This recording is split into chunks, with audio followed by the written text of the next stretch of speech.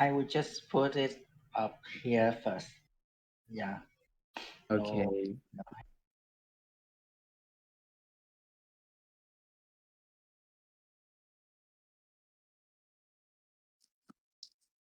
All right.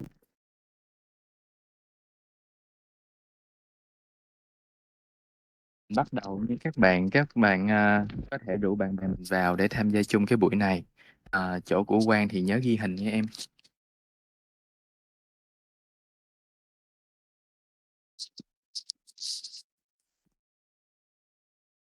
Alright, hi everyone for joining us today.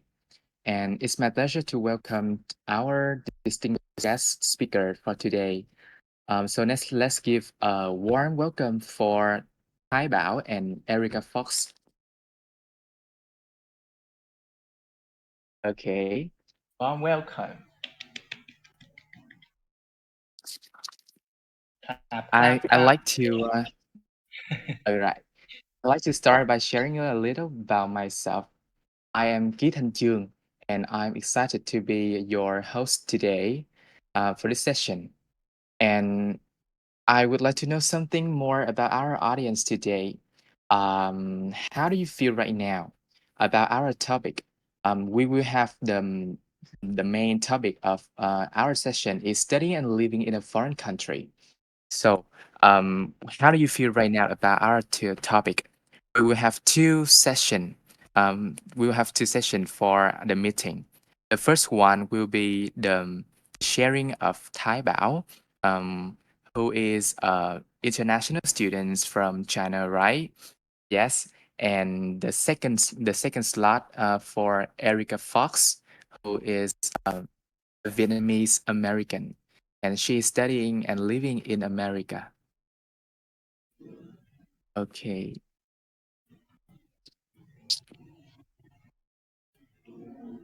Yes. Anyone want to share your feelings right now? You can chat right away on the chat box.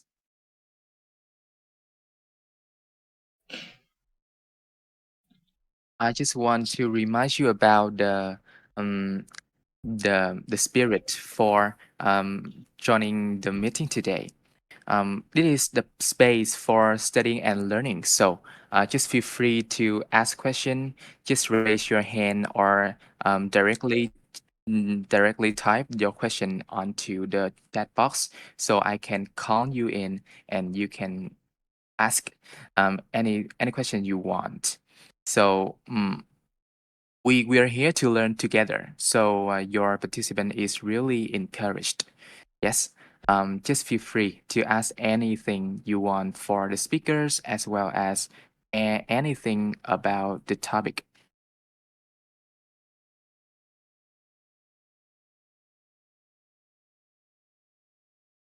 All right. So without further ado, let's get started with Trần Thái Bao's sharing session.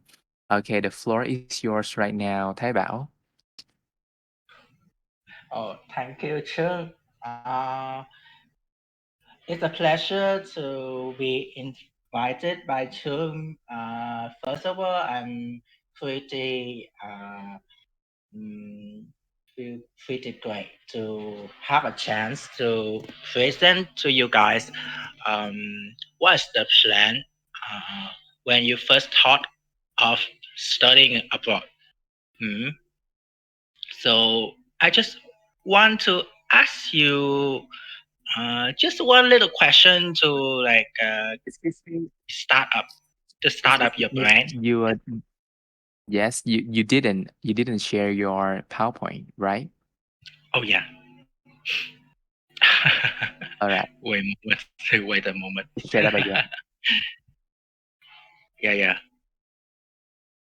Okay.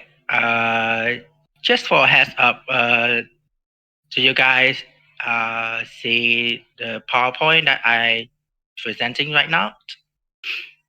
Okay, I can see that. Okay, good. So back to my question.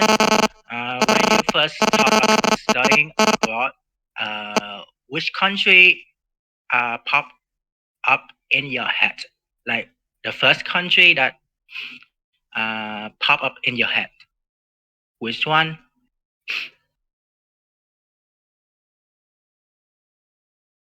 Oh, Singapore. Okay, Singapore is a beautiful country, but maybe the cost of living is a little bit higher, so must have better preparation. 对 US. Okay, actually, US is my favorite country to learn about, especially their culture. Germany, hmm, Japan. Yeah, actually, I pay a lot of attention to you guys when you're doing the challenges every day, and I saw that a lot of you guys really like Japan because I see you writing about Japan a lot, like travel plan or what's your ideal 1 day vacation. Like most of you guys write about Japan, so pretty great. Quốc Dũng say Korea. Okay, Korea. Korea, Blackpink. When mentioned Korea, I remember about Blackpink, uh, the famous Korean K-pop group. I'll say, okay, we is mentioned about China. Great. So, like you mentioned, I'm an international international student uh, in China last year. Uh, it's in Hangzhou. Hangzhou is a province, like maybe like around um, middle middle of like in the middle of China. So it's kind of like a mix of their culture, kind of like Saigon. Like in Saigon, we have a lot of culture mixing together. Yeah. So China is a huge country. So if you said if you guys you want to go to China, maybe thinking about like which province you're planning to go because each province is like a small country. Yeah, very exciting. Okay. Yeah, yeah. I just asked you just that small questions for you to think about that. So back to my presentation. So studying abroad. mm, we move to our content. So I will have 6 points to make. So first of all, we will talk about the purpose of studying abroad. So anything have a purpose, right? So you have to find a purpose to do something. And then we will move to our second point is financial background and cost of living. This is very important to consider when you plan to travel abroad. Uh, the third point is which major to choose. The fourth is study environment. The fifth is independent. And the last point I want to make is we will uh, each of us will make a plan uh, to like do to do like an overview like from one from the first point to the fifth point that I mentioned. We will combine together to make a plan for yourself. Yeah. Okay. Now moving to our first point. So the purpose of studying abroad. Right here is my main 3 points I want to introduce to you. So first of all, we want to studying abroad because of what? Because of we want to practice the language that we want to improve, right? For example, if you want to improve your English skills, which country would you want to go? Can I ask you guys? Which country would you want to go if you want to improve your English? England.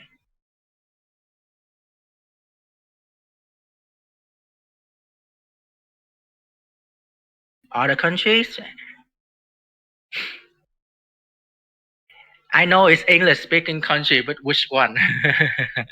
America, yeah. There's one more that's very popular with our Vietnamese student. Yeah, Canada. Another one. In the last few years, a lot of Vietnamese students talking about this country. They want to go over there to. You just mention England. England is UK. United Kingdom is the same thing. Oh yeah. Oh, correct. Australia, right? A lot of people nowadays they plan to go to Australia to like make a living and then actually uh, live there as a foreigner. Yeah, Australia because it's actually compared to the UK or Canada or America, Australia is the nearest when you plan to travel, right? And also they have a lot of policy that they can uh, give to you to make it easier to for you to have a residency. Yeah. Okay. For example, working, find a job over there.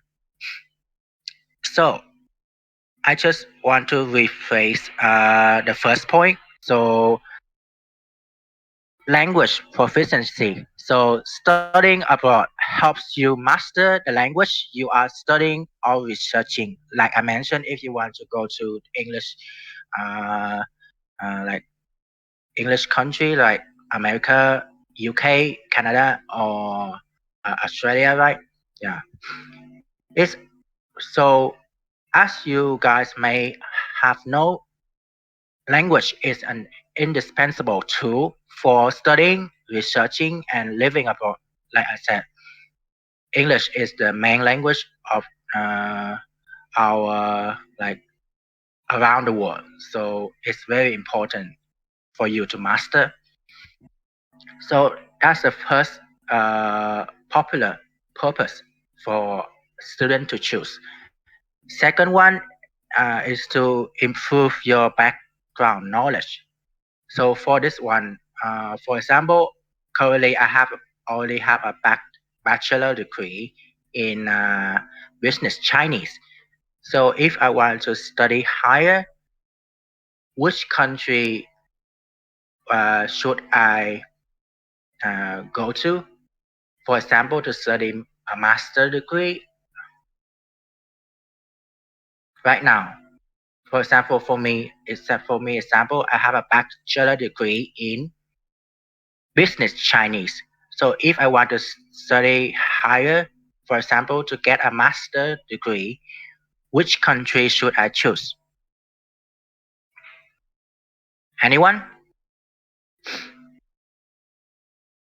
Anyone? Can answer?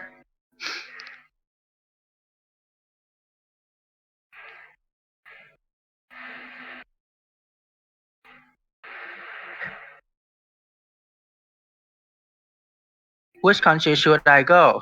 Like I said, I have a business Chinese bachelor degree.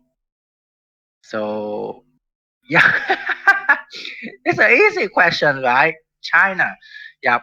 So like I said, to improve your background knowledge, you want to study higher to get a master degree, for example, you should go to the country that serve your purpose, right?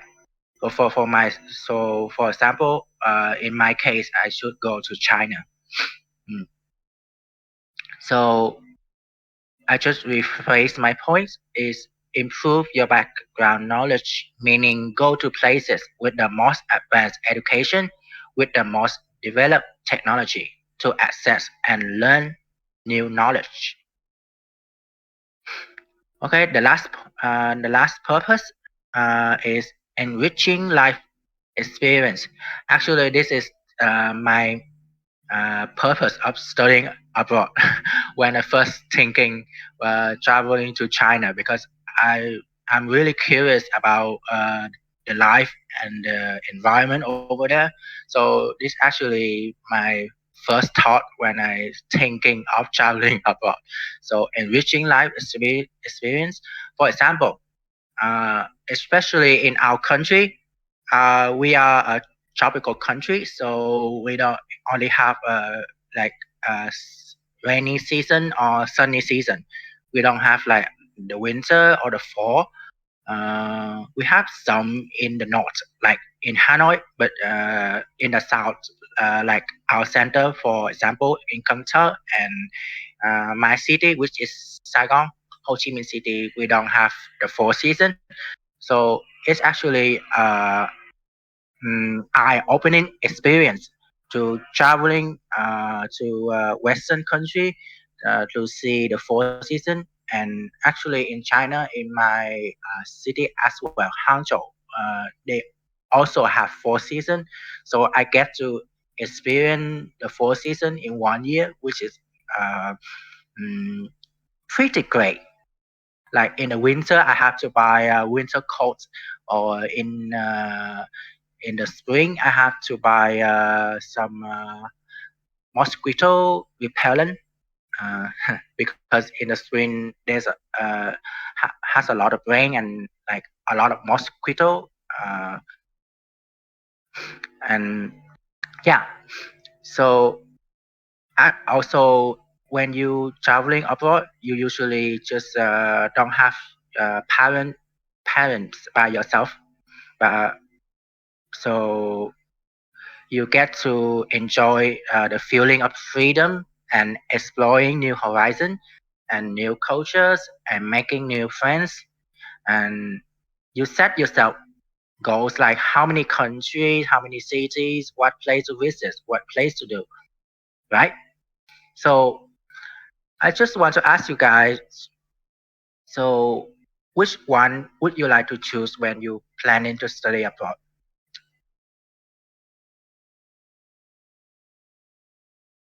Like, if you have to choose one from these three, which one will you choose? Let me ask. Wang, are you there? Wang, Wang, Wang. Which one will you choose? Number two? Okay.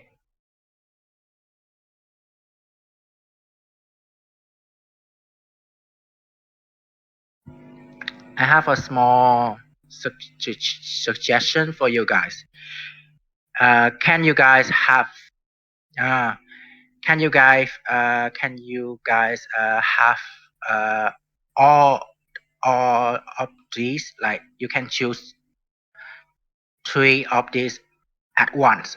You don't have to choose one, only one. You can choose all of these. Like you can, yeah, yeah, you can improve your language proficiency.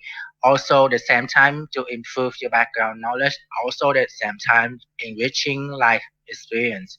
Yeah, usually most of students when they thinking of traveling abroad, they just focus on one point, like, oh, I just want to improve my English skills, and they don't think about about your background knowledge or about the traveling experience. They don't care. Or some students, they just want to have fun, so just traveling abroad. They don't care about learning the language. They don't care about improve their like academic background. Like they just want to have fun, and then just can hire maybe a interpreter to help them to travel over there, or just they just buy like a tour, maybe like a tour guide to help them to go over there.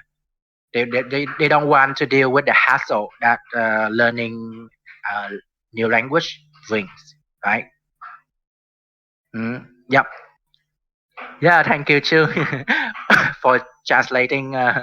Yeah, yeah, that is the purpose that I want to talk about. So after we have a clear idea of what is our purpose is, we move to our second point, which is pretty important thing to mention is financial background and cost of living, right? If you have a purpose, if you have a dream, but you don't have the financial or you don't have the tools, which is money, to do that, it will be a pretty difficult things to do when you want to travel abroad, like to buy plane ticket, to apply for visa, to contact the school and apply for scholarship maybe. All of these cost money. So you have to manage your budget tightly. So in order to like control your input and output. So in order to do that, you have to start by investing in like some uh, maybe planning, money planning, and also like about living expense as well. Like in 1 month, how many percent uh, will you spend in like clothing, in education, in food, in drinking, in transportation, in housing, right? And beauty products like taking care of yourself. You have to, yep, yep. Like even if you have the money to not like get a scholarship, you can like self pay. You always should have a plan to manage your money. So in order to like not overspend, and then you have to like at the end of each month you always end up like just eating like ramen noodles and just don't have any money to just go outside, right? It's a pretty common things that happens for Vietnamese university student when they at the like when they get the salary. Yeah, yeah, we have mì hảo hảo. It's a kind of a famous ramen noodles over here. Yeah, mì hảo hảo. It's like a sweet and sour ramen noodle. Yep. We usually eat that at the end of each month when we don't have much money left. Yeah. So let me rephrase that. This financial background, uh, you should consider by the salary or the like the part-time job maybe you are doing, and then you just save the money, that kind of money, and use that for your planning to travel abroad. For from my personal like back when I planning to travel abroad to China, I actually working a lot and save up to around 30 million Vietnam dong. 30 million Vietnam dong. So around like yeah, 30 million Vietnam dong in order to have enough money to go over to China. So you can see that's not an easy thing to do, especially if you are high school student or you just a university student. You cannot like have a full-time job, right? You don't have a full-time job, so it's difficult to save that much money by yourself. So another way is to ask your parents, like right, your family, to help you with study, with the financial problem. So if you cannot like save enough money by yourself, So there's another way, which is get a scholarship, right? Let's say if you cannot self-fund it, your study, yeah, you can get a scholarship. So there are a few scholarships that I put right here. So the first two is these two are my most familiar scholarship that I can mention about, because it's the first one is the China Scholarship Council. So it's from the China official. Uh, they give out the scholarship to international student. And the second one is the Confucius. I don't know if I can, if I spell that right. Confucius. Confucius. Confucius. Let me just type it in the chat for you guys. Confucius. Yeah. Confucius Scholarship. Hmm? Let me just send it to you guys. Wait for a moment. Yeah, you can check it out in the chat. It's a Confucius Scholarship. So this scholarship is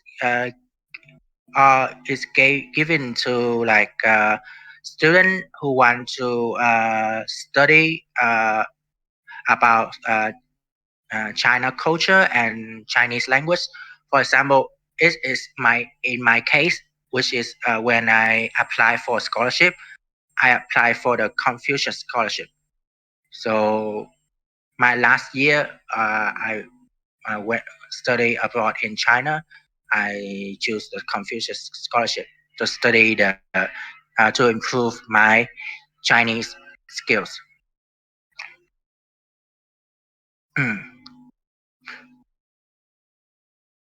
Mandarin, Mandarin Chinese, by the way. Cantonese.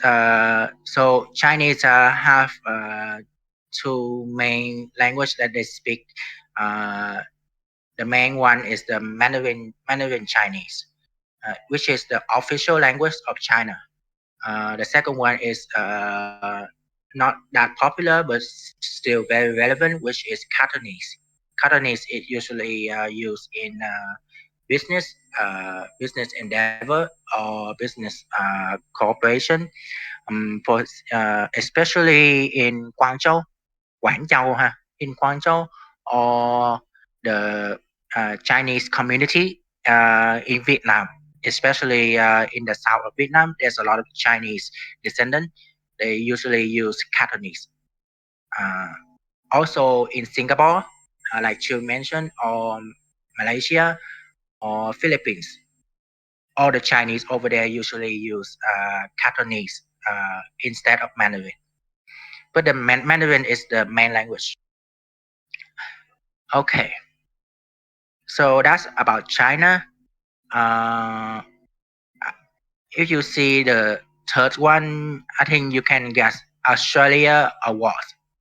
Yeah, it's the scholarship from the Australia official given to international students.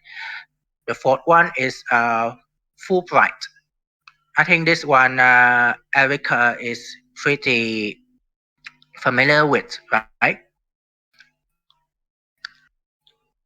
Erica Fox, are you over there? You're pretty familiar with this, right? Fulbright, Fulbright scholarship. Yeah, maybe you can, in your presentation, maybe you can talk some more about it, because this is like a scholarship in America, the most popular one and the most prestigious one. Yeah, thank you. Uh, the fifth one is the Chevening scholarship. This is for uh, United Kingdom. And the last one is Erasmus. Erasmus is for scholarship in Europe country, for example, France, Italy, Germany. Yeah. So these are the way that you can use when you don't have enough financial um, financial and you need to apply for scholarship in order to study abroad, right? Besides this scholarship, there's a lot more that I didn't mention, but you can do your own research. For example, this um, I remember like some mention about want to go to Japan. Yeah, you can should do some research about is there any scholarship in Japan. So that way you can save more money to use it in uh, other purpose, right? Instead of just spend it all in the school fee, living fee. I think it's kind of a waste of money, right? You want to save as much as money as possible when you want to live in a foreign country. Now we move to our third point, which is which major to choose. So when you have your purpose, your financial plan to living abroad, the third point we move to choosing a field of study. So choosing a field study is a pre- prerequisite. I don't remember how to spell this one. Chung, can you help me? Chung, Chung, Chung, Chung, can you help me? It's a what? Can you Prerequisite. prerequisite? Okay, All right. determining the okay determining the journey during the study abroad process as well as the career after graduation. So, for example, for myself, for example, I have a bachelor degree in business Chinese. So when I planning to study a master degree, I should choose something that relates to my Chinese skills. For example, economics, international relation, uh, import and export, or just about teaching Chinese as a foreign uh, foreigner. Teaching Chinese as a foreigner. There's a major, yeah, yeah, yep. I think it's not limited to just one major. You can choose a lot, just relating to your strength. Yep.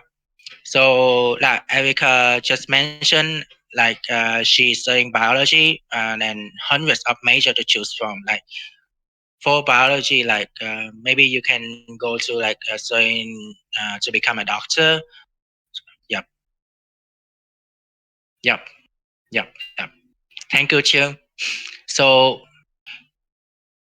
in order to choose the correct major, you have to consider these 5 points. The first one is suitable with your life purpose.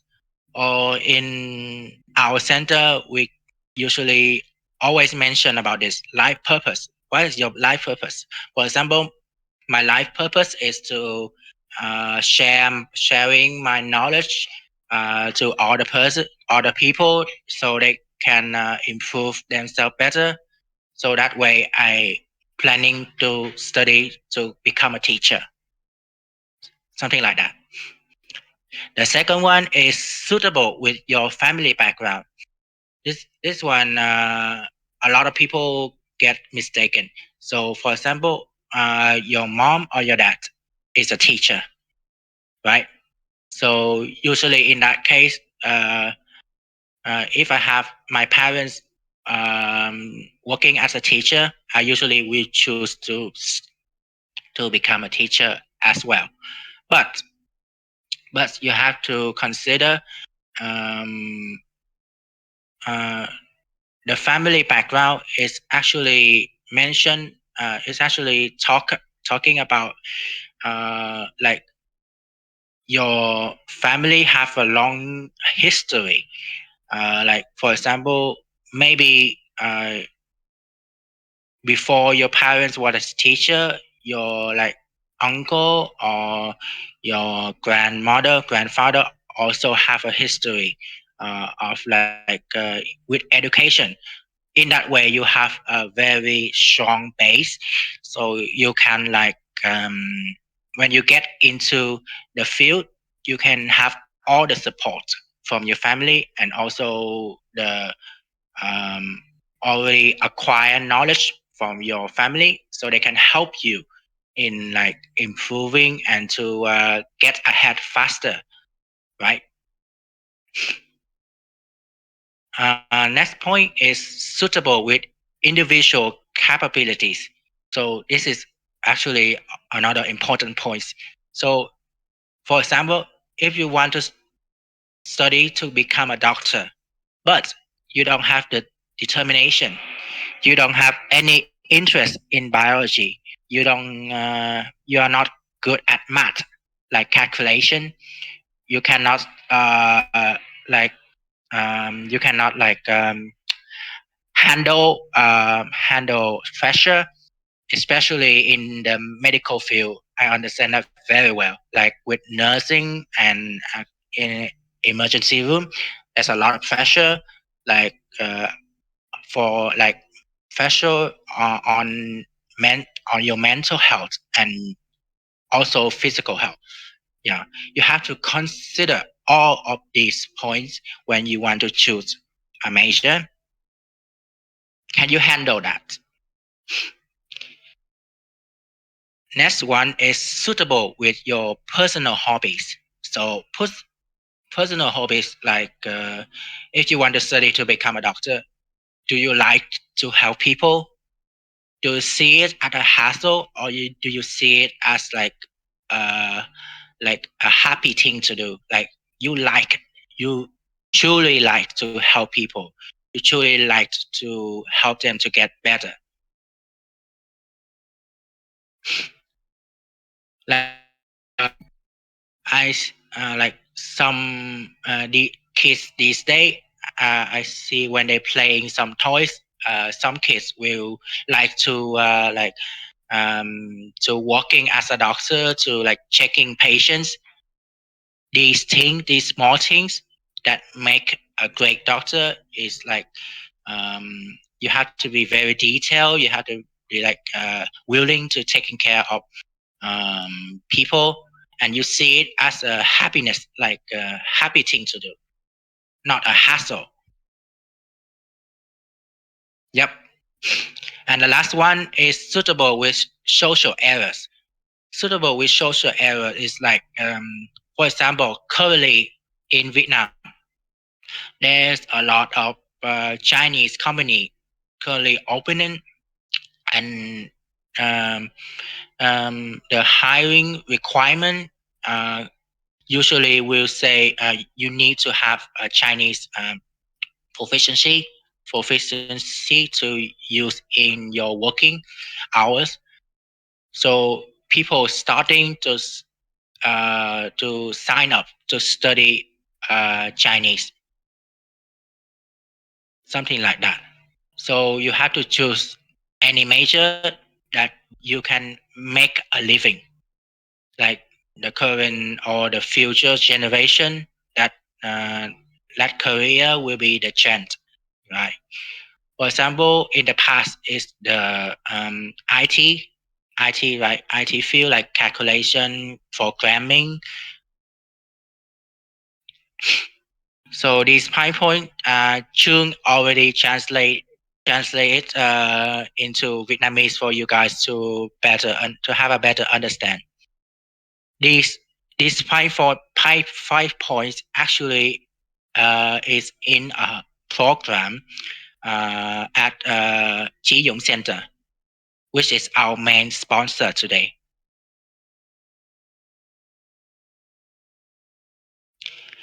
The fourth point I want to mention is study environment.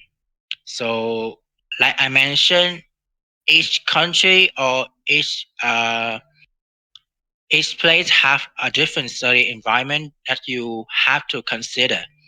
So I just listing some example over here. So for Americas is we value individual freedom.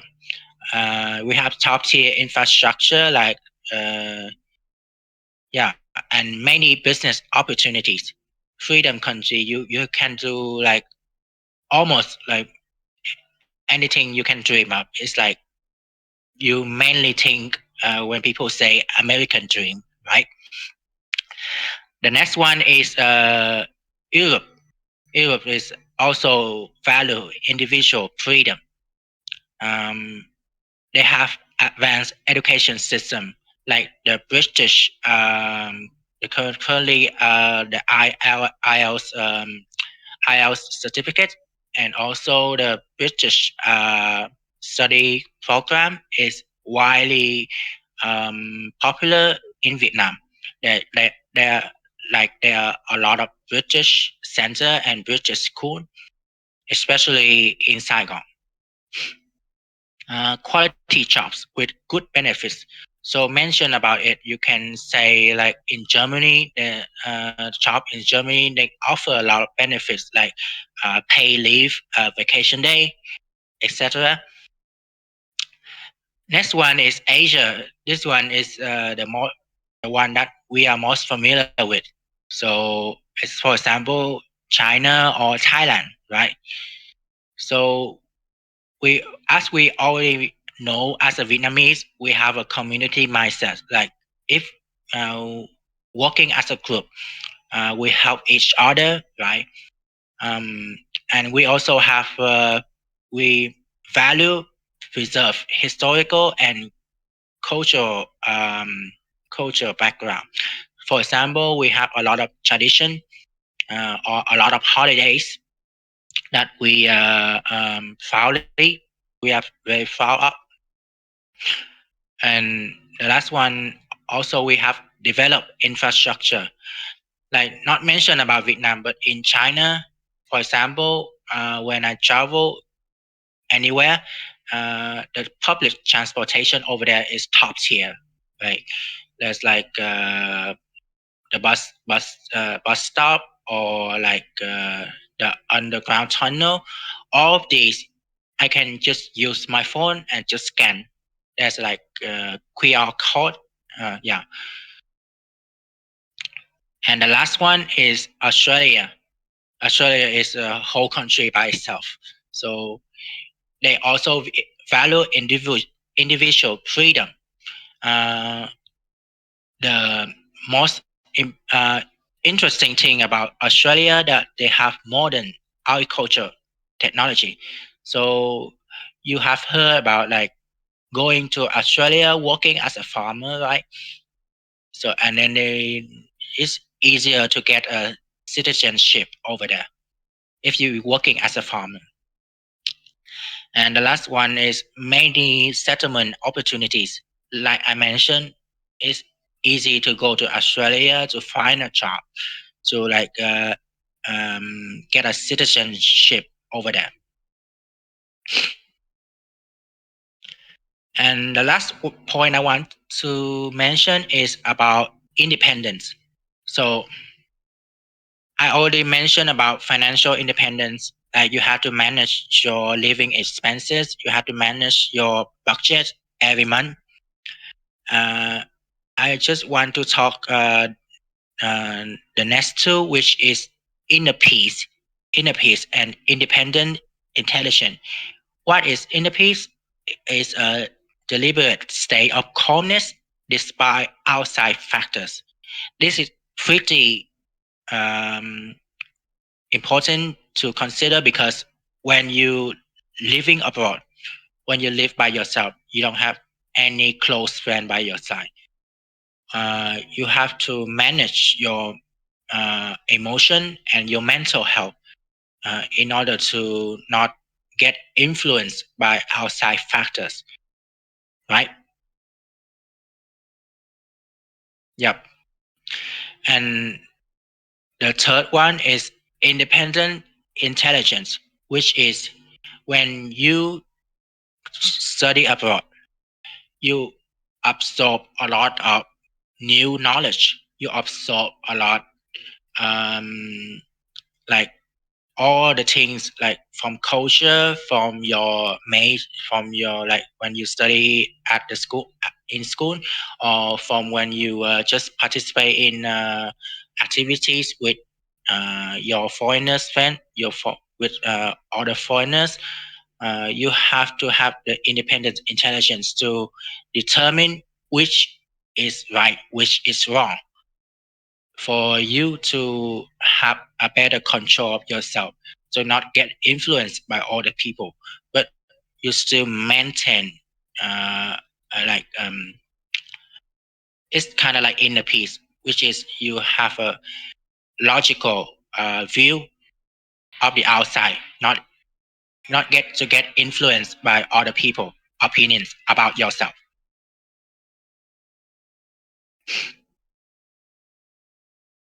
Okay, so all of these point that I just make right now is the Q&A section, which is just for you to make a plan. So to make a study abroad plan with all the elements and goals that I already uh, given to you. So the first one is your purpose of studying abroad. There can be many, but prioritize the top one. The second one is financial cost. Where you want to study abroad? Do you want to be self-funded, or you want to get a scholarship? The third one is the profession you intend to choose. Note that it must meet the state criteria, which is these these five that I just mentioned. It must be suitable with your life purpose, suitable with your family background, with individual capabilities, with personal hobbies, and with social era. The, the fourth one is the environment you choose to study and live in.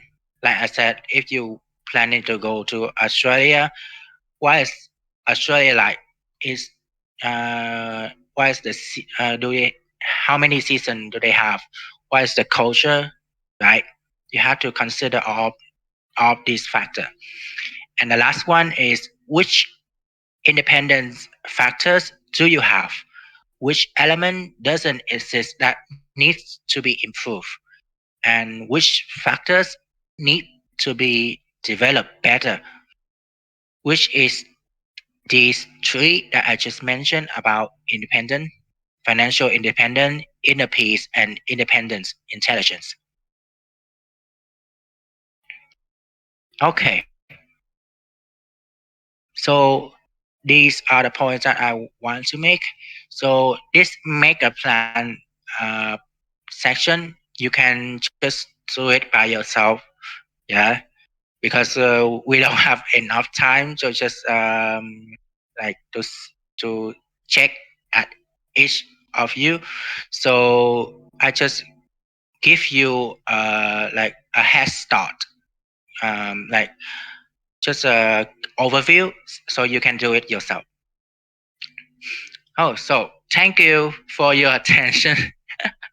It's a it's been a pretty long time since I using my English in presentation. Actually, like 1 hour. These are the picture that I took when I studied in China. So the first one, as you can see, I climbed snow mountain back in winter time, like around December. It took me like 1 day.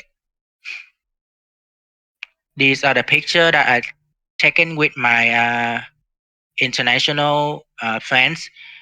Most of them are also Vietnamese. Like on the left side, on the right side is someone. There's one guy from Pakistan, Uzbekistan. Yeah, and On the left side are some like Vietnamese culture that I found in Shanghai.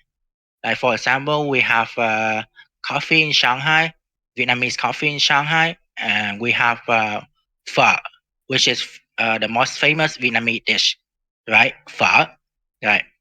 Phở chi bu, yeah, a famous Vietnamese entertainer, and the third one is popular games in China, which is Mo Chang, or in Vietnam we say Mạc Dược, popular Chinese games. Okay, so that is all for my presentation. So, do you guys, if you guys have any question, you can asking me right now. I will be gladly to answer all of your troubles. Okay, I'm waiting for your question. Okay. Thank you very much, Tai Bao. So now let's open the floor for discussion. Anyone has any questions or comments, just please type them in the chat and we will address them as we go. All right. Just feel free to ask any aspect of the presentation. Your questions and comments are all welcome. And firstly, I have questions for you, Tai Bao. Okay, so I find you are turning off your camera. Are you ready to Okay, okay, receive the questions from me? okay. I'm here. Right. I'm still here. Okay. Okay, you can ask me now. Okay, right. Mm. I would love to hear about the reason why you choose China as your study abroad destination. What motivated you? Mm, it's kind. Sorry. It's kind of like a long story for my family backgrounds. So I'm coming. Actually, I'm one of the Chinese descendant in Vietnam as well as my families. Back in my childhood, I actually don't want to study Chinese, despite my parents or grandparents' instruction forcing me to learn, but I don't want to. I would prefer to learn English. So when I get into high school, I still want to get into English major. So when I study and participate in examination to enter university, my first choose is actually English major. The second is Chinese major. And when the points came up, I I got the news is the English major that I choose. They require 22 points, and for me, I got 21.99. So it's just a mismatch of 0.01 from me, preventing me from getting into English major. So because of that reason, I have to drop down to get into the Chinese major. And from that point on, I have no choice but to learn Chinese. But lucky me, maybe it's because of my Chinese descendant blood. Uh, I am during my 4 years, I study language uh, pretty well, and I finished the finished university on time. And then during my last year, when I graduated, I applied for the scholarship. Like I mentioned in my presentation, I applied for the scholarship, and then I get the news that I got a scholarship, which is pretty great. And then during my preparation to go to China, like I mentioned, I had to work to save money to go over there. And I can proudly say during my 1 year studying over there, I experienced a lot of uh, things and to get to see the Chinese, get to see China in my view, from my point of view, not through the news, but experience by myself. Yep, it's Ying. Ying. Ying Ying. It's destiny. Yeah, it's destiny calling me to go to China. And maybe in the future as well when I'm planning to study master. Okay. Currently, yeah, currently I just want to, like I said, you have to have enough money to go overboard. So currently I still working to save more money and then to have more experience before I go back to China to study master. Yeah, Yes, I think it's actually your destiny as well. And I find that you are really adaptable to the China environment, right? yep. So how do you feel about the China culture and how do you compare it to Vietnam? And anything different, anything significantly different, and how do you face them? Hmm. So, uh, like I mentioned before, China is a huge country. Each province is like a mini country in its own. Like they have their own province language. They have their own culture. They have their own people. So when you choose the province to travel to in China, you have to consider the weather, the food, the culture. So in my case, I choose Hangzhou, uh, which is a city famous for Chinese culture, like in the China Chinese movie. You can see there's a lot of river, old houses. Uh, beside like there's a river, and two of the riverside there's a lot of like um, antique house, uh, similar like to that. So it's in Hangzhou, so I get to experience and get to see the culture over there, and the food maybe is I can say you guys have also heard the Chinese food is very oily and very salty and spicy. But in my case, in Hangzhou, actually the food is pretty light and um, uh, doesn't have much spice in it. And yeah, so it's pretty easy to eat over there. And Hangzhou is also just 1 hour away by high-speed train to Shanghai. Yeah, so I usually on holidays I buy a high-speed ticket to go to Shanghai to meet my friends over there and to travel over there. So you can see the convenient factors. So in order to get to Shanghai, it costs only around uh, 200 $250,000, pretty cheap.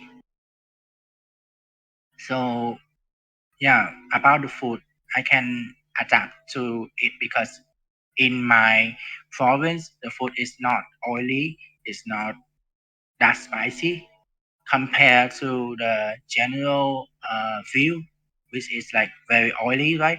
So that's only happen when you choose some province up in the north, for example, Beijing, or in the west, for example, Sichuan or Chengdu. These forests, they like hot. They like it hot. Like to eat spice. They like to eat pepper. They like very oily food in order to keep them warm during the winter, because the weather over there, you have to factor in the weather. Like there's like a lot of um, um, like maybe during winter time there's it's very cold, so they have to eat a lot of like oily food to keep them warm. This is also an interesting that happens to me during the winter. I easily get hungry and I ate a lot of food to like just to keep me full, and I burn a lot of calories during that time. So the weather factors is like influence you a lot when you choose an environment to live in.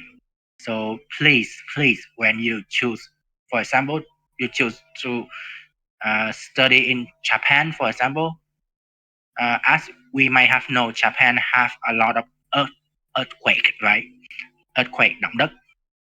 So you have to factor that in, or to tsunami, or they also have winter as well. So you have to prepare for the winter. You have to buy a winter coat. You have to buy maybe a heater to keep you warm during the winter. So yeah, that's Okay, thank you. We have two questions on the chat box. Now, from the question from Thanh Tùng. Did you have any difficulty adapting to the new culture? not really because um truly to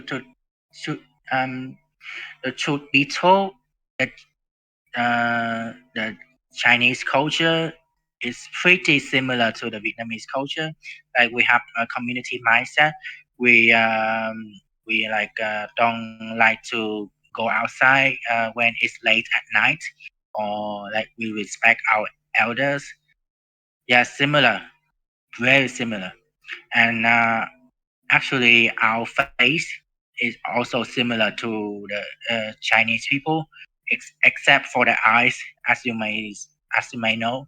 But in general, if you go over there, just living as a normal person, and you don't speak, usually the Chinese people cannot differentiate you from their people. Like they just see you as a normal as a normal Chinese like them. Yep, it's similar to that point.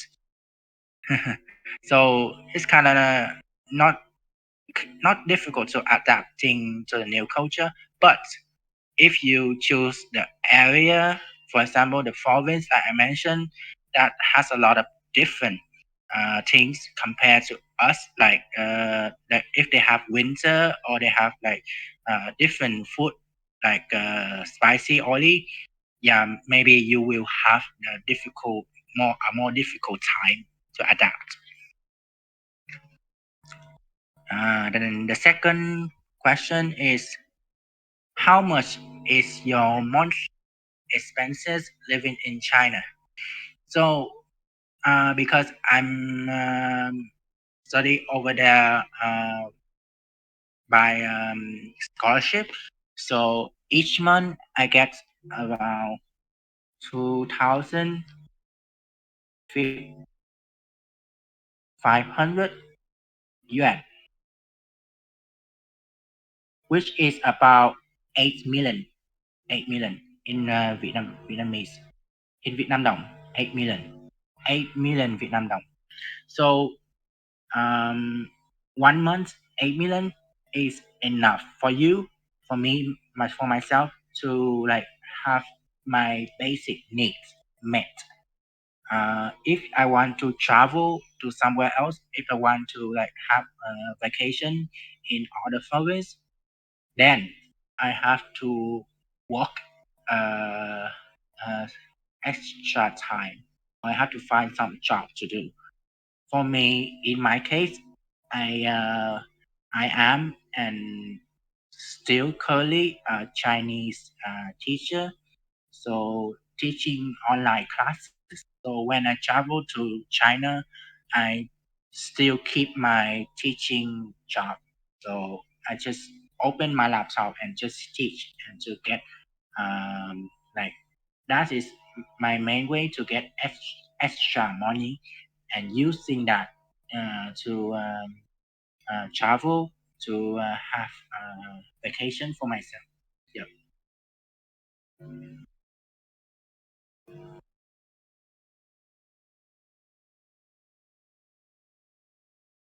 Mm. Okay, Okay. quite interesting to know. I think there are a lot of questions left to ask you, but the time doesn't allow. So Yeah. I think there might be some others opportunities that we can share again about this topic, but in a different aspect. Mm. So now it is time for our break time, and in 10:20 we will come back to start the meeting with Erica Fox, and Mm. this meeting for anyone who loves America. Okay. Okay, so now Thank it's a you. break time. Mhm. Drink some Thank you. water. Thank Yes. you. Mhm. Okay, thank you very much, Tai Bao.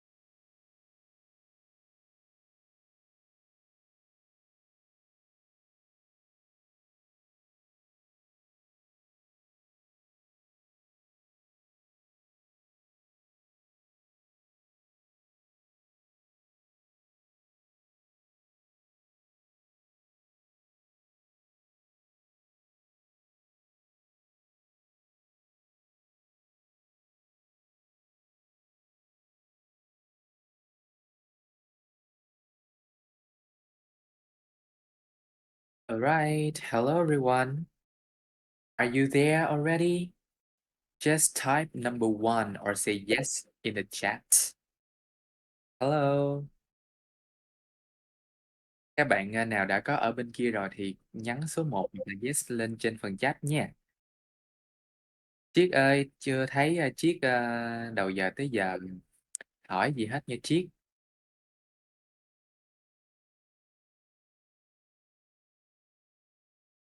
Các bạn nhớ đặt câu hỏi nha. Okay, just raise some questions. Hi, Erica, I can see you right now. And Hello. remember, okay, right. So here is Erica. Her full name is Erica Fox, and she is a mixed Vietnamese American. Yes, as you can see on the caption post, is her father is American, and her mother is Vietnamese, and she is studying in Cornell University, which is a top 7, right? Top 7 university in the world. Hi, everybody. My name is Erica Fox, and I'm going to go ahead and share my screen. Let me see. Okay. She just participated in Coach for College, and she just returned from Vietnam just 3 weeks ago. 2 weeks ago. Okay, just feel free to raise any questions about the topic she's gonna share. Studying as a Vietnamese American at a university in the United States. Can you see my Okay, so screen? now, all right, see that. Okay, good. Okay. So, hello, Okay, so everyone. My name is Erica Fox. Go ahead. I think I cut you off. no, don't worry. I just say that you can start. Okay, so my name is Erica Fox, and I am originally from San Diego, California. That is on the west coast of the United States.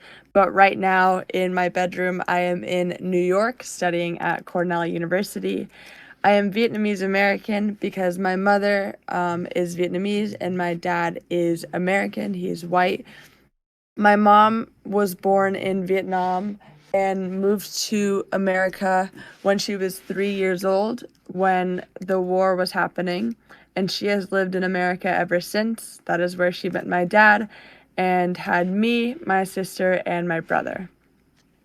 Right now, like I said, I'm in New York, which is on the east coast of the United States. That is where I go to school. I am at my 4th year at a university in New York, and it is Cornell University.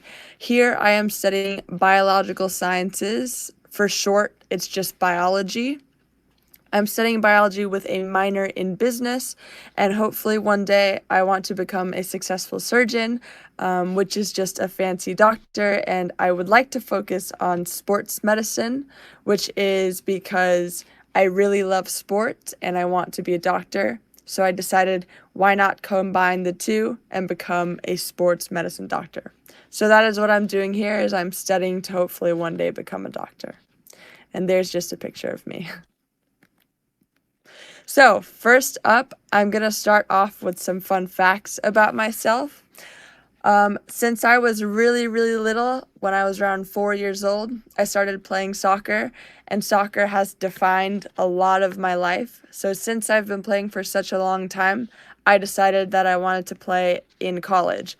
In the United States, sports are very, very big, and it's very, very difficult to play at a higher level. So when you play when you're younger, it's really easy to get onto a team because a lot of people play and there are a lot of teams to play for. But as you get older and everybody gets better, the competition gets really, really good and it becomes more difficult to get onto teams. I was lucky enough to be able to get recruited to come to my university to play soccer. So In addition to wanting to become a doctor, I also wanted to play soccer at a university, and that is why I chose to come to Cornell. I am a goalkeeper, which means that I stand in the way back of the field right next to the goal, and I try to block shots from getting into the goal. And yeah, that is what I've done for almost my entire life, and I'm going into my 4th season as a goalkeeper on the college soccer team here. Fun fact, if any of you guys watched the Olympics recently, the United States won the women's soccer gold medal in the Olympics, and one of my teammates used to play with some of the girls on that team. So it was really, really cool to see girls from the United States win a gold medal in the Olympics. Here are some pictures of my team right now. There's me in the front, so I'm always in a black jersey because I have a different color than my team.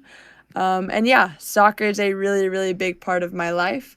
When I went to Vietnam, I realized that soccer is a part of a lot of people's lives, but it is a lot more for fun. Whereas for me, it's both fun, but it's also really, really competitive, and it allowed me to get into the university that I go to. So next up, here are some fun facts about me. The first one is that I have a twin sister. So I am 20 years old, and my sister Jasmine is also 20 years old. We were born on the same day. And she is my best friend. She actually just called me, and I'm going to call her back when I finish this call. I also have a dog named Peanut. He is the cutest little puppy ever. And he is back. So I don't have him here. He's back in California with my parents. So I haven't seen him in a long time, which is sad, but I love my puppy. Another one is that this is my family. So this is my dad. He is a white American, and this is my mom. She is Vietnamese. I have my twin sister and my younger brother, who is 2 years younger than I am. This is what I did this summer. So I'm not sure if most of you have heard of Coach for College, but that is what I participated in this summer. For those of you that have not heard of it before, me and a lot of other United States athletes that are also in college go over to Vietnam for 3 weeks in the summer, and we help teach at a middle school. So I went to the Him Lam Middle School and taught basketball and math. Here are some pictures from that. So here's me teaching math, and here are just some of the really pretty things that we saw. This is the middle school that I taught at, the Him Lam Middle School. And because I'm Vietnamese, I thought it was really, really cool to see what your guys' country is like.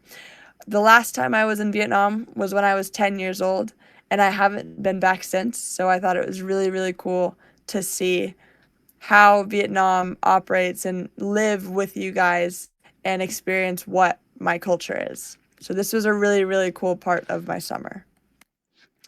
Here are some other stuff that I love to do. I mentioned that I really like sports. This is one of my favorite sports outside of soccer. It is called snowboarding. For those of you that haven't done it, is you basically are on this board and you go down the mountain. It's like skiing, but on one board.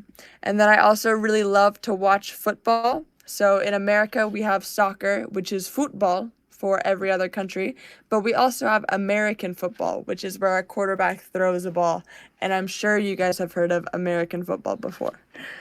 Here are some of my friends and teammates. I just wanted to put some pictures of them because I love hanging out with my friends and teammates at my college. These are all people that I have met in New York at my college. So yeah. Okay, so here is where the majority of my presentation is going to be. It is about my education. So, like I said, I grew up in San Diego, California, which is on the west coast of the United States, and I attended San Marcos High School.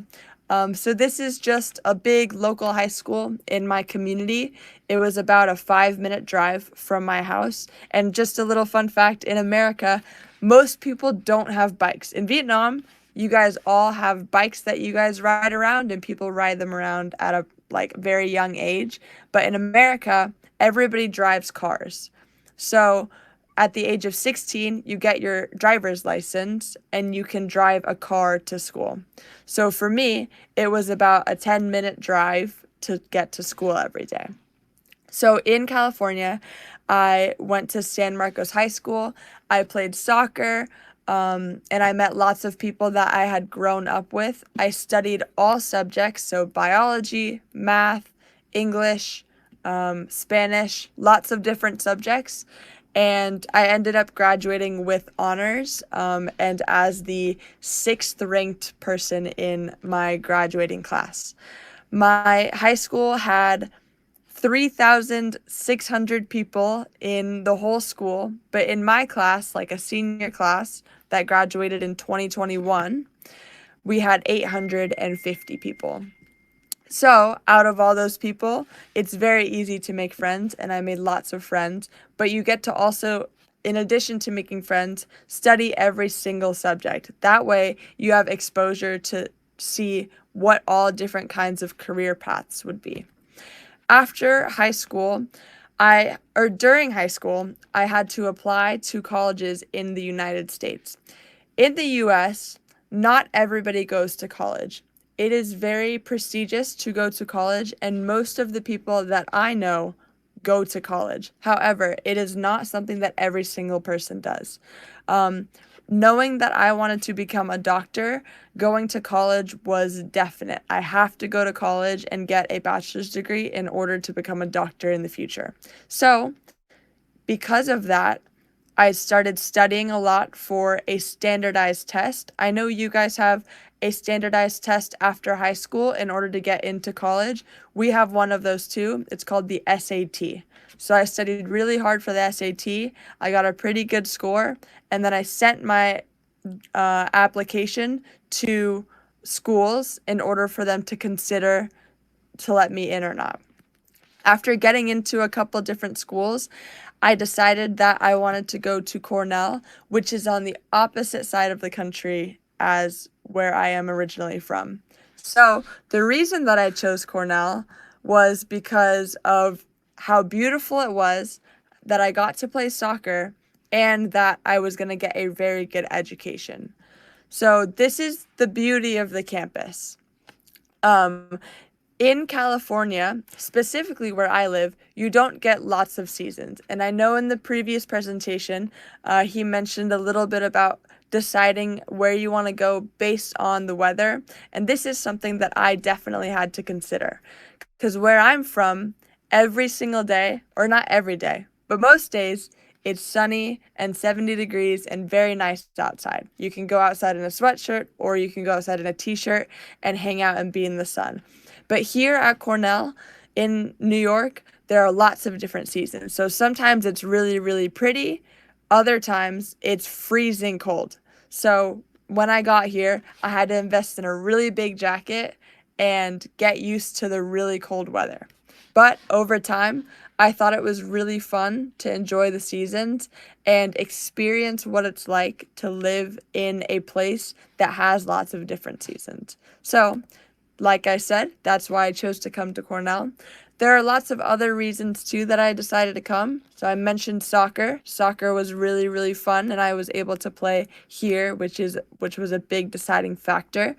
But Cornell is also ranked pretty highly in prestigiousness of universities. So I wanted to go to a school that I was going to get a good education, because I am going to need to apply again to schools after this.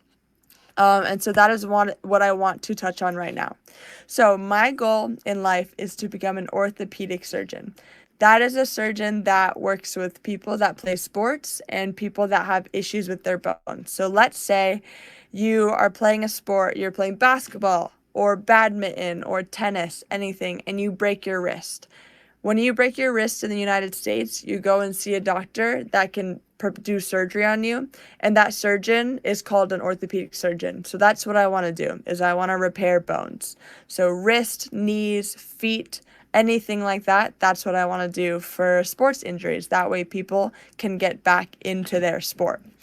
In order to do that, there is a very, very long educational process, because in the United States, they want to make sure that all of the doctors have lots of school.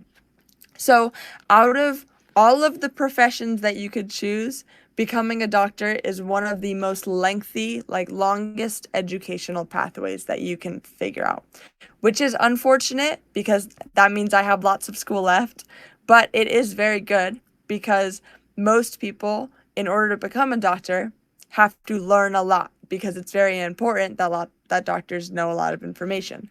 So, like I mentioned, I did 4 years of high school, and that is where I got a degree called a diploma. So I finished my 4 years of high school, and I'm done with that.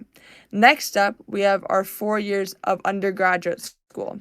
That is where I am right now. So at Cornell University, I am getting my bachelor's degree. Like in the previous presentation, he mentioned that he has a bachelor's degree, I believe, in Chinese or in English, or in business in China. I am getting a bachelor's degree in biology, and I will be finishing that after the end of this year. So that means that I still have all of these years left to do. So after I graduate from Cornell, I will be going to do 2 years of work experience. This is not mandatory. So the 2 years of work experience that I'm doing is in order to make sure that I get into medical school. In the United States, medical schools are really, really, really hard to get into. They are some of the most difficult schools in the country to get into. Most medical schools have a 0 to 2% acceptance rate. That means if 1,000 people applied, 20 would get in. So it's a very, very small percentage of people that get into the school. So I want to get 2 years of work experience. That way I can make sure that these medical schools want me and that I have proven to them that I am committed to going into medicine. So I will be working at a hospital for those 2 years in order to get clinical experience, is what it's called. So basically, I'm just going to be working in a hospital to prove to medical schools that I am committed to becoming a doctor. After that, you have a full year of applications. So you apply for a full year and you hopefully get into medical school. So medical school is 4 years long. So once I get into medical school, then I will have 4 more years of education just like I had right now. After I finally finish medical school, that is when I will be called a doctor. So when you are a doctor, you can now practice medicine, but you don't have any experience actually practicing medicine. Because in medical school, you learn how to become a doctor, but in residency, that's where you practice being a doctor. So in order to become an orthopedic surgeon, you have to practice for 5 years in order to become a certified orthopedic surgeon. So I will be doing 5 more years of practicing to become a doctor. Luckily, I know it was mentioned before, money is a factor in all of these, which I will talk about in just a moment. But in residency, that is the first time that I will be getting paid to be doing a job. So for high school, it was free. For my undergraduate school at Cornell, it is a very expensive education. I was lucky enough to apply to many scholarships and get a few scholarships in order to help me get to college. He mentioned the Fulbright program, and I know a little bit about Fulbright, so I don't want to tell you any incorrect information. But for something like Fulbright, you apply to the program, and they give you money in order to go to a university abroad. In the United States, it is very different than it is in Vietnam, but I know that in the United States, if I applied for Fulbright, they would give me a lot of money in order to go to a university outside of the United States. So I believe that it's very similar in Vietnam. Regardless, if money is a factor and you are worried about being able to spend lots of money to go to a school, scholarships are definitely the way to go. I applied to lots and lots of scholarships and I got denied from a lot. But I was lucky enough to get a couple, and those have really, really helped me pay off my education, because education in the United States is very expensive. For example, if I did not get any scholarships at Cornell, my tuition, housing, food, and miscellaneous books, things like that, would cost $80,000 in US money. That is equivalent to 2 billion Vietnamese dong, and 2 billion Vietnamese dong for 1 year of school. So it's very expensive to go to school here. Like I said, scholarships are very useful, so that's why you apply to them. During my work experience, I will be getting paid, but then for medical school, again, it is about $80,000 or 2 billion dong per year to go to school. So if you do a little bit of quick math, that is 16 billion dong for undergraduate school and medical school. So it's very expensive. So when you're in residency, it's very necessary that you get paid, because to become a doctor, you have to go into debt. Like, you have to owe money before you start making lots of money. And that is how it is in the US. For the year of fellowship, that is when I specialize in sports medicine. So after residency, I will be called an orthopedic surgeon, but after the fellowship, I will be able to work specifically with athletes. And the reason that I want to work with athletes is because I really love sports. Like I said, I've played soccer my whole life. I love snowboarding and I love watching American football. So I think that working in sports medicine would be very, very fun. And that's it. So, in total, it'll be 13 years from right now until I am finally at the career that I want to do. And this is very different from lots of other people that even live in my house that I know at my university, who are studying to do things that they can get into right out of college. However, to become a doctor in the US, like I mentioned, it requires lots of school. So I am very happy to do all of this school in order to hopefully one day become a successful doctor. My passion is to help people in this world, and I really, really love when I have the opportunity to help people. So I have decided that it is okay if I spend lots of time in school if I get to go and become a doctor, which is what I really, really want to do. Studying in the US is very difficult. It can be very, very hard at times, but I have a lot of motivation to become a doctor because I genuinely want to help people in my life. So that is kind of my story. That is my last slide. Here are some just pictures for you guys to look at. And I wanted to open the floor for some questions because I think that answering questions would be very helpful. So yes, the first question that I can see is it a campus really?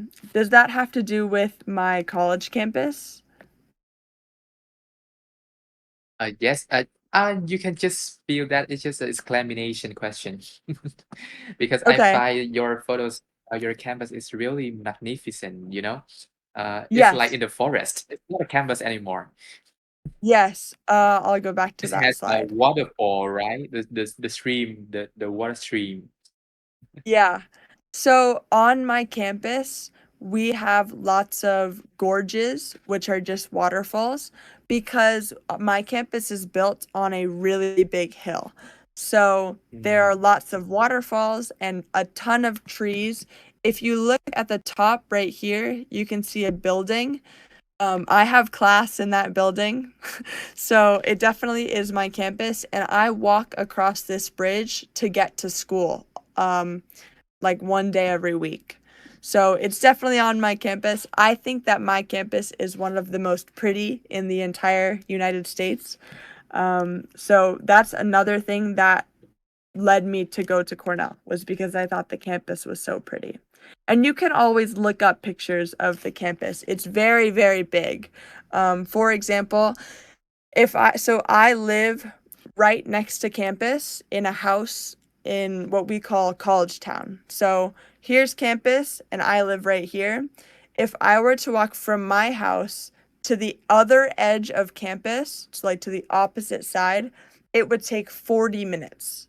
So it's a very, very big campus. And that's what I love about it. Okay, so next question is, since you are planning to study orthopedic surgery, what's your opinion on chiropractors?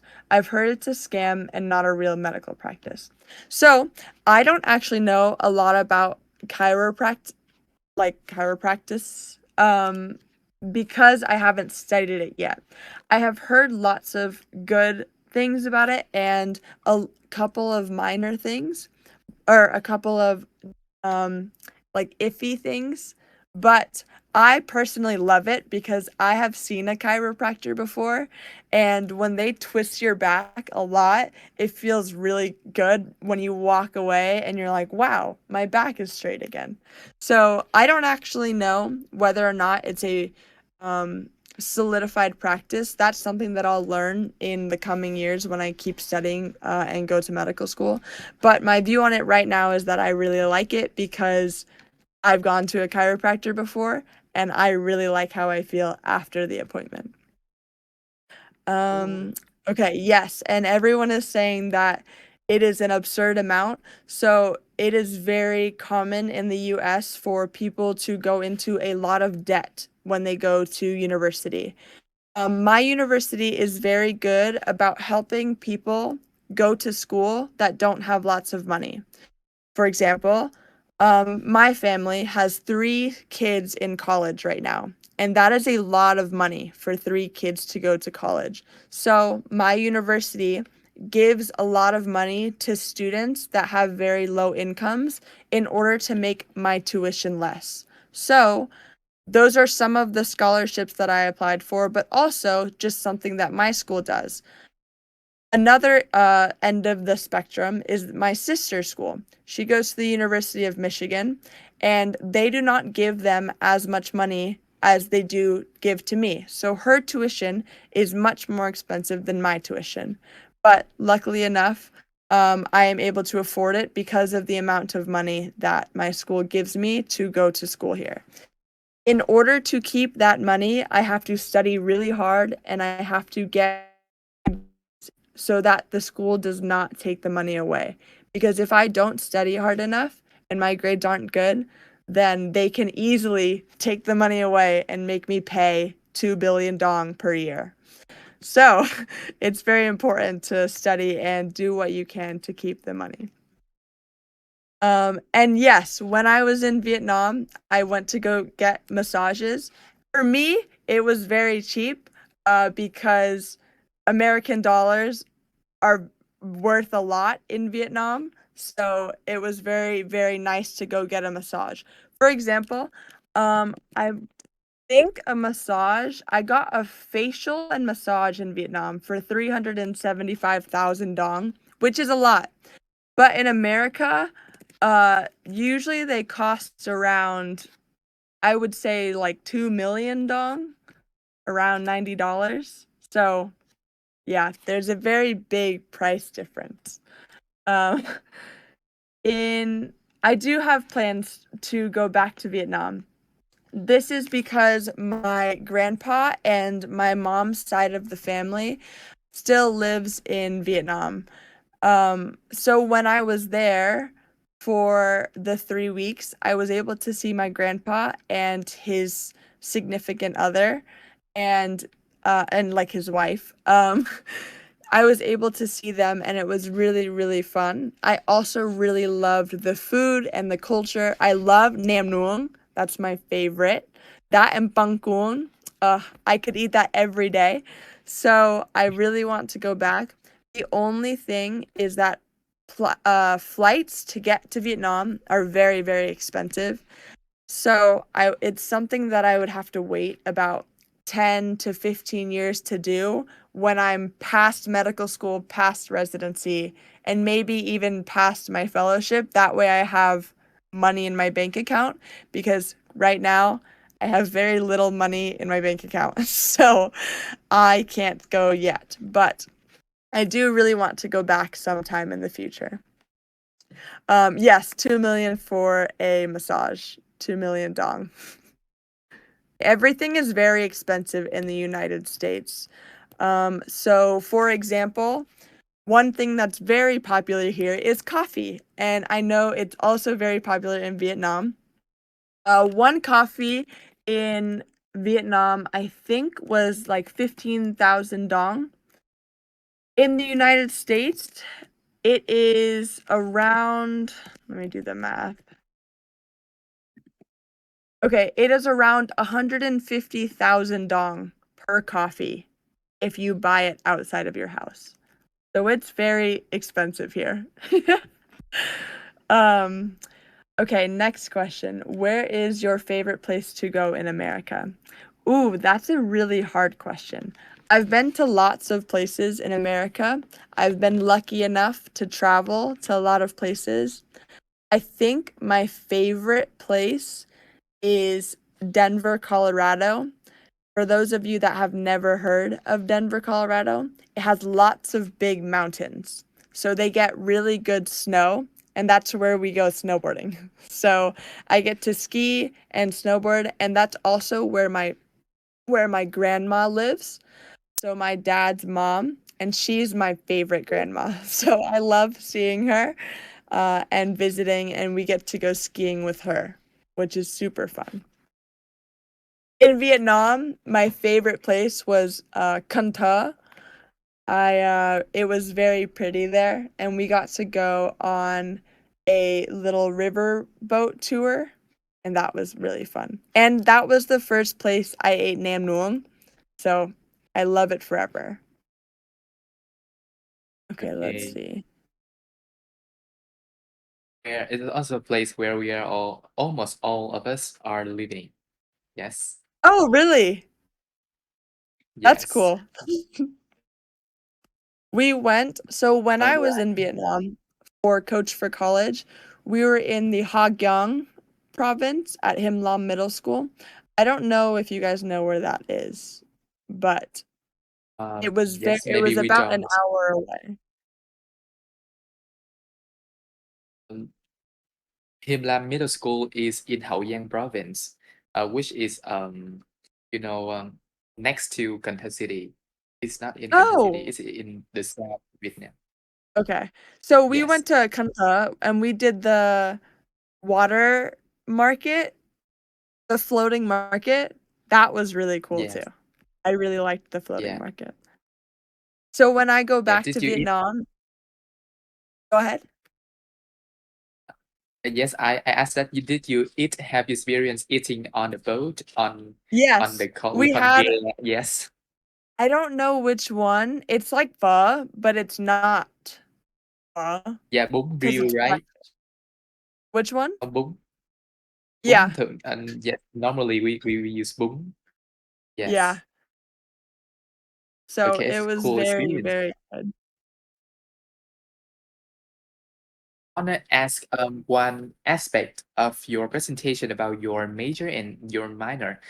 It is a little bit different from our education system in Vietnam. What is the major and minor? We normally call it a major also only, and not a minor. You can elaborate it more. Yeah. So in almost every university in the United States, you have to choose a major, and that is what you graduate with. So if you major in biology, you graduate with a bachelor's degree in biology. Let's say you major in English, it's a bachelor's degree in English. But a lot of people pick up a minor, which is basically declaring to the university, you're saying, like, so I study biology and I minor in business. So I'm saying to the university, hi, I would like to have a smaller minor or a smaller major that doesn't go onto my transcript, but I want to focus on those classes. So, because I do a business minor, let's say for a major, you have to take 30 classes, which is a lot, but let's say you take 30. for a minor, you only have to take 10.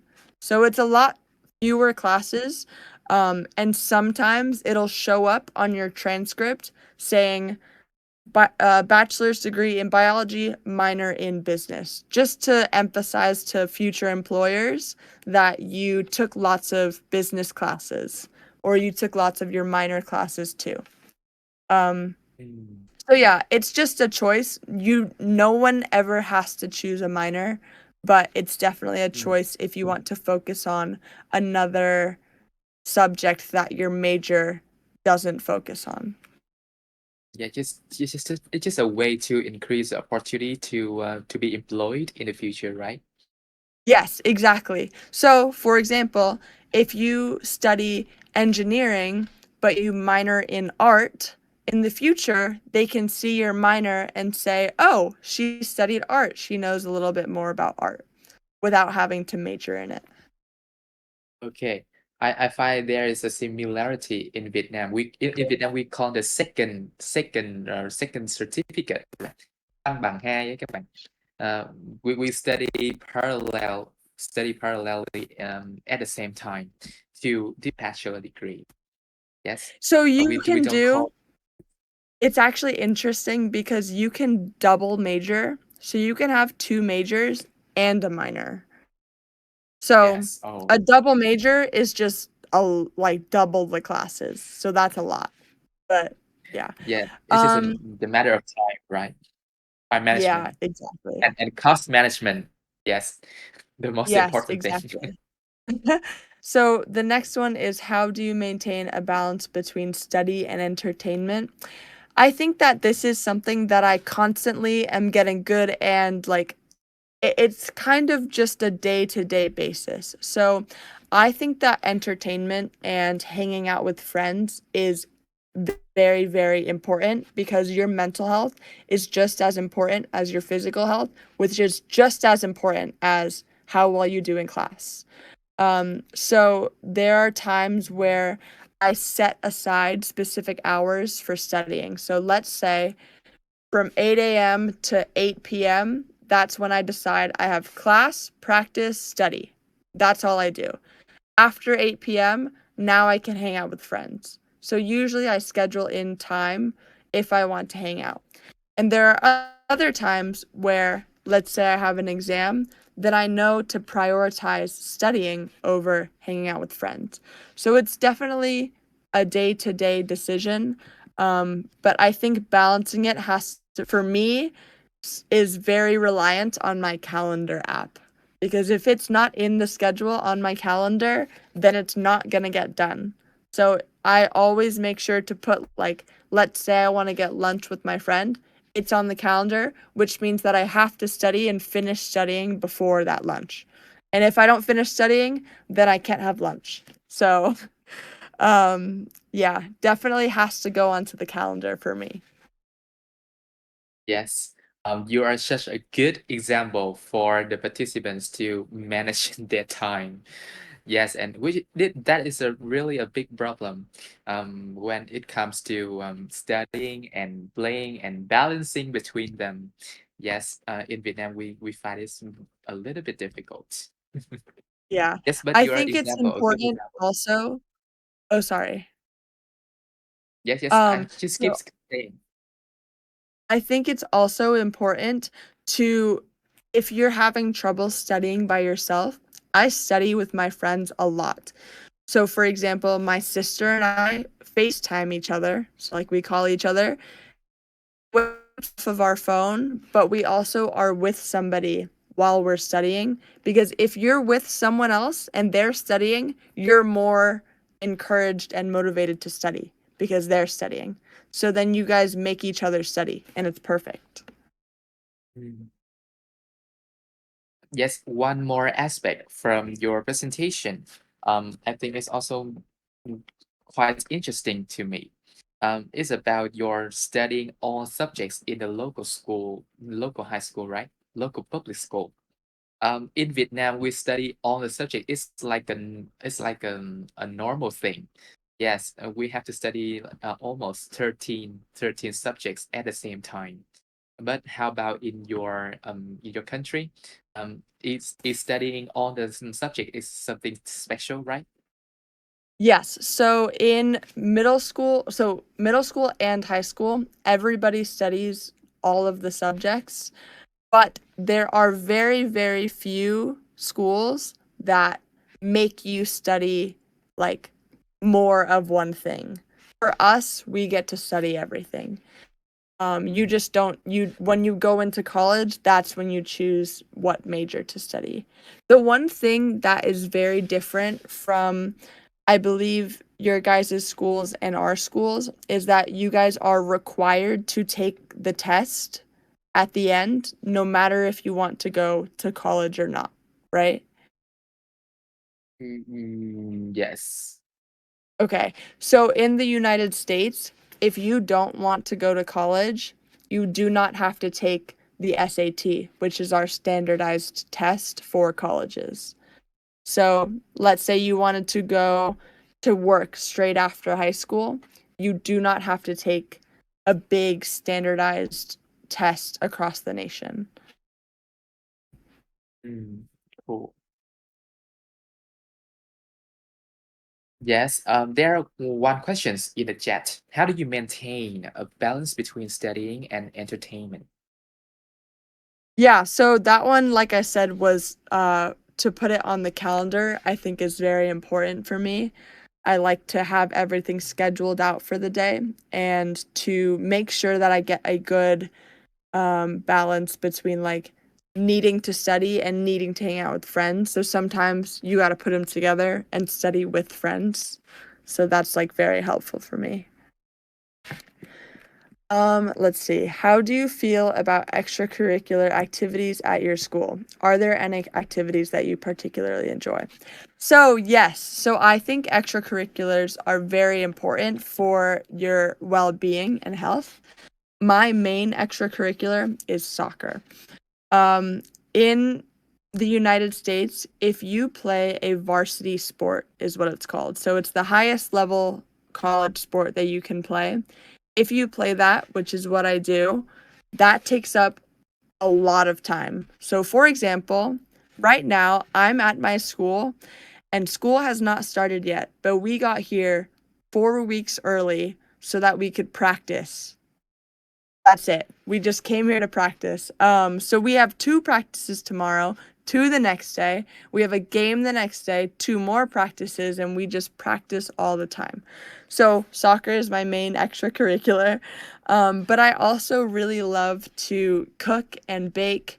I'm in a pre-medical fraternity. I'm in a sorority, which is very hard to explain, but basically it's just a house full of girls that I call my friends, and I can become friends with. Um, but yeah, so I really like cooking and baking, and I'm trying to think of another one. I think I also really like watching TV. TV and movies are some of my favorite things to do when I have any downtime. Are there any books or movies that you feel have had a big influence on you and why? I wouldn't say I don't read a lot, unfortunately. I'm trying to get better at reading lots of books, but movies, I really, really love movies. I think that I'm a very big fan of Marvel, so Iron Man, Captain America, Thor, things like that. They're superhero movies. Um, and then I really love movies that are true stories. So the movie Unbroken, the movie War Horse, and Hacksaw Ridge. They're all movies about stories that are true, and then they're put onto the big screen to make an impact. So you learn about wars and you learn about just different stories that happen to people who have lots of motivation. So, in particular, Unbroken, it's about a guy who was put into a like a torture camp, and he was able to get through it for years. He survived years of it and got to the other side and was able to go see his family at the end of it. So that's a very emotional movie for me, and has had a big influence. But overall, I don't know if there are any that have had like a dramatic impact on my life. I really, really love movies, but I wouldn't say that there are any that like changed my perception of the world. Um, I just really like to watch them when I'm bored. So, All right. yeah. Yes, I now would like to hear about your most impressive or interesting class in Cornell. I think there will be a difference between the U.S. university and Vietnam university. So can you tell us a little bit about that? Yeah. So, oh, wait, I'm gonna turn. There we go. Oops. Okay. So in my university, there are literally thousands of classes. My favorite ever class was called The History of Cornell. So that class, we just learned about the history of my school. I also have taken an ice cream class. So we have a very iconic and historic ice cream class where you make an ice cream flavor. I took a cider class, which is where you try like it's almost like soju. This is gonna sound bad, but it's like soju but made out of apples. And so you taste that and you learn about the ways that that cider was made. There's also a wines class that I'm taking this semester. I took a class called Human Bonding, which was basically psychology, but you learn about the psychology of people's relationships. So, for example, like when a couple breaks up, what are the most common reasons why a couple breaks up? Which are something things that like are not usually taught at universities, but there are professors at my university who have studied things like this for like decades. So for example, the ice cream professor, something as like stupid as little as ice cream, he studied for like 40 years. So there's they've studied lots of really cool, really random stuff, and I really like taking those. The most impressive, I've taken like genetics, microbiology, biochemistry, genetics 2, genetics 3, chem 2, organic chemistry 2, physical chemistry. I've taken lots and lots of science classes, but I think that the most fun classes are the ones that are not usually thought of to be taught at a university. Like you would never ever think that there would be a Taylor Swift class at Harvard, but there is. So I think those ones are the coolest Wow. classes.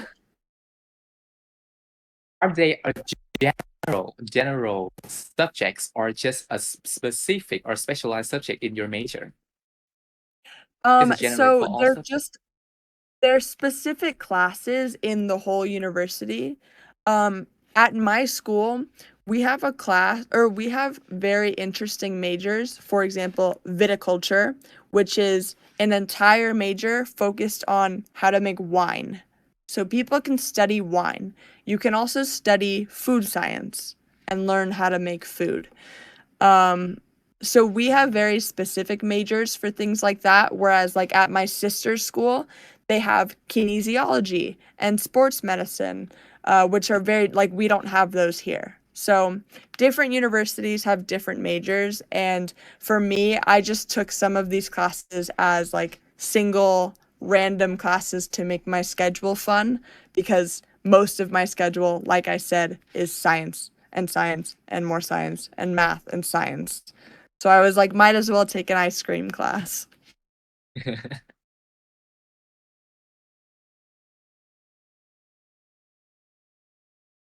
Okay, so one of the questions is what do I like and dislike about my state? So I'll answer for both states. I've lived in California and New York. California, I love the people and the weather and the beach. The beach is really cool. But one thing, let's see. I don't like how big it is. Because, for example, I'm from San Diego, California, which is in Southern California, so it's south. My brother goes to a university also in California, but it is a 7-hour drive. So you have to drive 80 miles an hour for 7 hours to get there. For reference, in Vietnam on mopeds, I think you guys drive like 30 or 40 miles an hour. We fly on the freeway, and you still have to take 7 hours to get there. So it's huge. In New York, And it's just a normal thing in United States, you know, in Vietnam. yeah, in The the United mindset, States, it's very hard to go to college. yes. In Vietnam, we usually think that when you drop out of the university, you will lose your future. You will have no ways to go.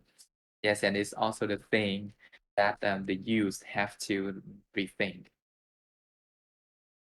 Yeah. So in the US, if you're a college dropout, it's kind of like looked a high school dropout is very looked down upon, but you can still become successful. You just might not be as successful as if you had gone to more education. Okay. All right. I think there will be not any more questions, so I will move on to the conclusion in our meeting today. So, Okay. It was very nice meeting everybody, and I hope that you guys learned a lot during the presentation. yes. Okay. We have covered some valuable insights on studying abroad, what to plan of Tai Bao's presentation, right? And also the American life. Yes, as a Vietnamese American, and especially the education in Cornell University from Erica Fox presentation. Yes, so a big thank you to our speakers today, Tai Bao and Erica Fox, for your informative and engaging, yes, presentation and discussion. Okay, um, I would like to thank you all for your participation and thoughtful questions. Yes, and just waiting for our recording video in some days ahead. We will be also sharing a recap, or we also call it a summary for our today's session. And we also share any relevant materials like the presentation slides for you all. So just keep an eye on the messenger. We will send the information on that. So about our two speakers, we will also being offered to you guys some little small certificate to, you know, like to make a memory with us. All right. It's a way to extend our gratitude to your participation today. Okay, and that concludes our session for today's sharing session, and I hope you've all found it informative and enjoyable. Thank you for joining us. Thank you. Can we open the camera to take a big group photo? Raise your hand and I will call you onto the stage. All right.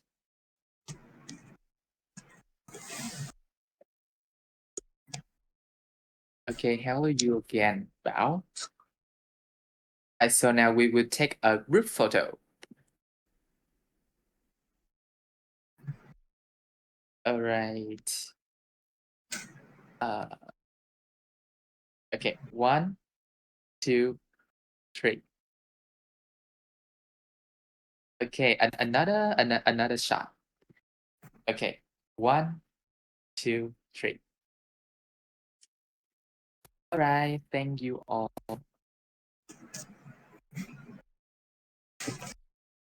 Hoping you have a great day. Goodbye. See ya, Bye, everyone. guys.